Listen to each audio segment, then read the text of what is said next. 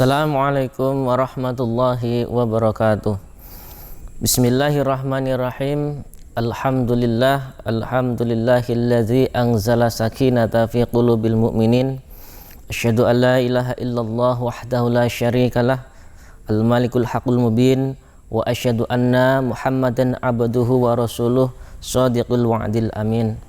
Allahumma shalli ala sayyidina Muhammad wa ala ali sayyidina Muhammad, amma ba'd.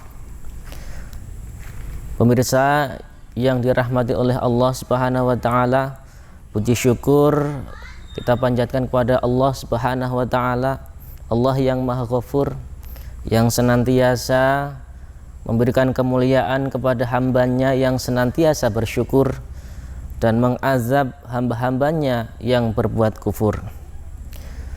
Pemirsa rahimakumullah, Allah Subhanahu wa taala melarang kita untuk berputus asa dari rahmatnya. Allah berfirman, wala tai'asu mir rohillah, dan janganlah kamu berputus asa dari rahmat Allah Subhanahu wa taala.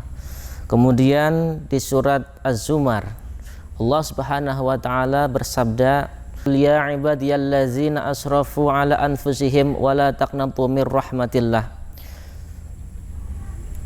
Wahai hamba-hamba Allah, hamba-hambaku yang melampaui batas terhadap dirinya sendiri, janganlah berputus asa dari rahmat Allah Subhanahu wa ta'ala. Rasulullah Muhammad sallallahu alaihi wasallam bersabda, al-fajir raji rahmatullah aqrabu ilallah minal ibad al-maqnati. Jadi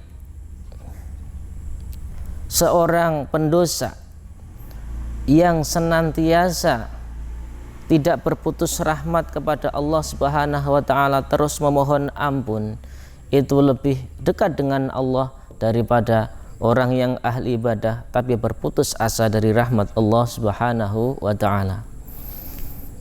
Pemirsa rahimakumullah, terhadap hadis ini ada kabar yang menceritakan pada zaman Nabi Musa alaihissalam ada seorang yang mati dalam sebuah kaum yang kaum tersebut sangat tidak suka. Kaum tersebut sangat membencinya, sehingga ketika si fulan itu mati, maka diseretlah dia ke tempat sampah. Diiring bersama-sama kaumnya, diseret ke tempat sampah. Kemudian Allah Subhanahu wa taala mewahyukan kepada Nabi Musa alaihissalam, wahai Musa, ada si fulan yang mati di daerah itu, kemudian belum disolati, belum dimandikan, belum dikafani, belum diurus dengan baik, akan tetapi masyarakat membawanya ke tempat sampah. Datangilah wahai Musa, mandikanlah, solatkanlah, dan kuburkanlah bahwa dia adalah waliku dari wali-waliku. Kemudian bergegaslah Nabi Musa alaihissalam untuk menuju sebuah kaum di mana si fulan tersebut mati. Kemudian datanglah dan bertanyalah Nabi Musa kepada kaum tersebut, wahai kaum, apakah engkau melihat atau tahu apakah ada seorang fulan yang mati dengan keadaan begini dan begini? Artinya dia dibenci oleh orang, belum disolati, kemudian belum dikafani dan sebagainya. Kemudian kaum-kaum tersebut menjawab, wahai Musa, ada apakah engkau mencari seseorang tersebut?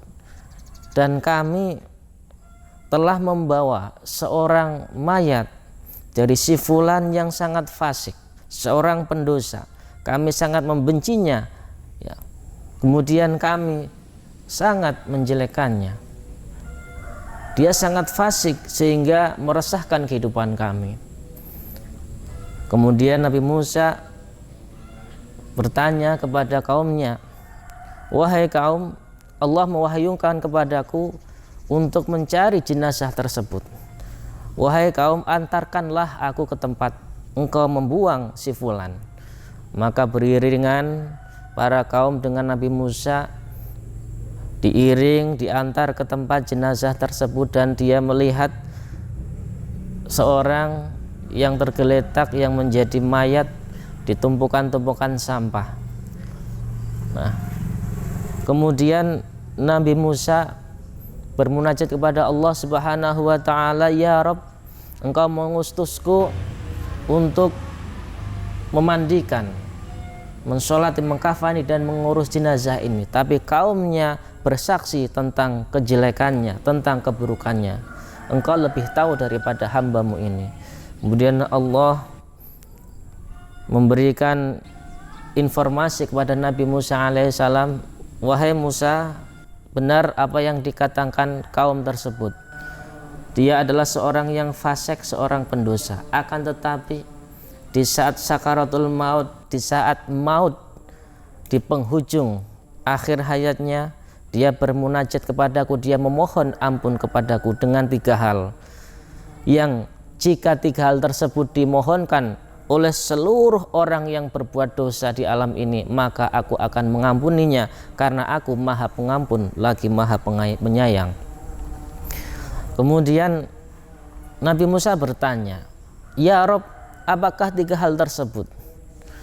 Kemudian Allah Subhanahu wa taala menjelaskan, "Wahai Musa, si fulan tersebut ketika ia hendak syakaratul maut, maut menghampirinya, dia bermunajat, 'Ya Rob, Engkau tahu bahwa aku ini adalah seorang pendosa, seorang yang sangat fasik.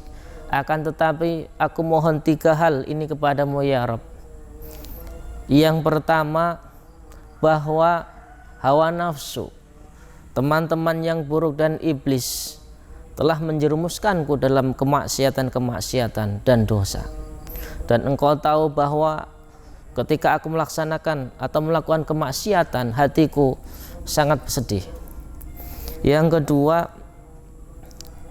engkau tahu ya Rob bahwa aku bergaul dengan orang-orang fasik, orang-orang pendosa, akan tetapi bergaul dengan orang solih, duduk dengan orang-orang yang baik, orang-orang yang zuhud kepadamu, lebih aku cintai daripada duduk dengan mereka.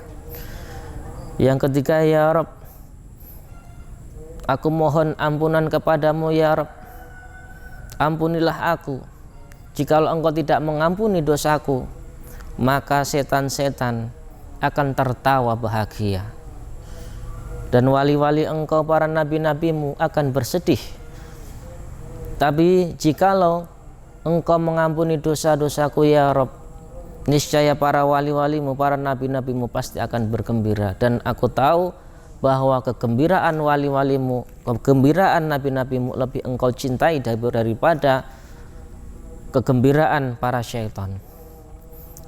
Akhirnya Allah Subhanahu wa taala memerintahkan Musa, laksanakanlah apa yang telah aku perintahkan, mandikanlah, salatkanlah, kemudian kafanilah, kemudian kuburkanlah, dan aku telah mengampuni dia. Hadirin pemirsa rahimakumullah, begitu besarnya ampunan Allah Subhanahu wa taala terhadap hamba-hamba yang tidak pernah berputus asa untuk senantiasa memohon ampun kepadanya. Maka marilah kita senantiasa jangan berputus asa dan terus-menerus mohon ampun kepada Allah Subhanahu wa taala, dan senantiasa berbuat kebaikan, karena kita tidak akan tahu kebaikan mana yang akan menjadi wasilah kita diampuni oleh Allah Subhanahu wa taala. Mudah-mudahan bermanfaat fid dunya wal akhirah. Hadanallahu wa iyyakum wallahul muwaffiq ila aqwamit thoriq. Wassalamualaikum warahmatullahi wabarakatuh.